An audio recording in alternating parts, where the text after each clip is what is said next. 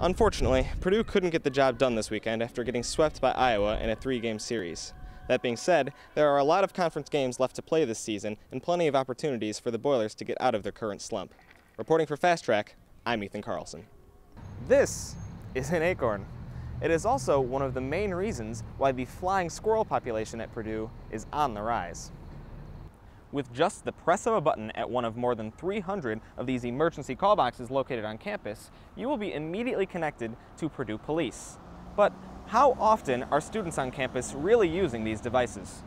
It's here at Slater Hill where people can come to pay their respects to David Ross, a former Purdue University Board of Trustees president and one of only 2 people to be buried at the university. The most prominent construction project here at Purdue right now is actually a destruction project, as Purdue's Engineering Administration building behind me is in the process of getting demolished. The moss on this tree grows predominantly on one side, with a sharp drop-off along this line here. But what does that tell us, and how can that be useful in a survival situation? I'm standing across the street from the old University Church and the new location of the Anvil, where they hope the more central campus location will be able to draw more students. Reporting for Fast Track, I'm Ethan Carlson. The sun was still shining bright as one of the first bands began to play on the event's main stage.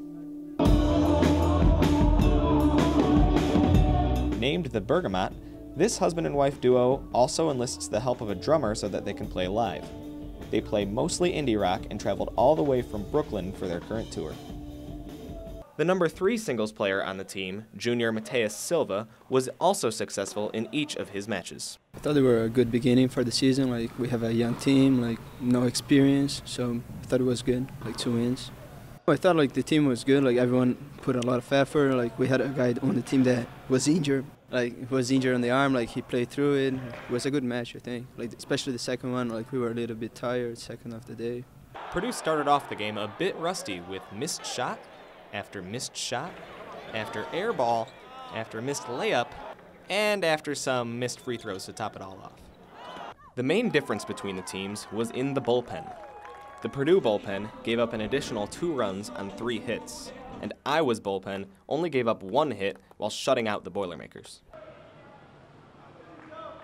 Water polo, obviously, we all kind of know from an Olympic perspective, but you put that in now a recreation environment, and you give them tubes, and it becomes an enjoyable game versus trying to tread water the entire time. We just looked around and said, this is what we need to do. We need to upgrade these floors. We need to upgrade the painting on the walls.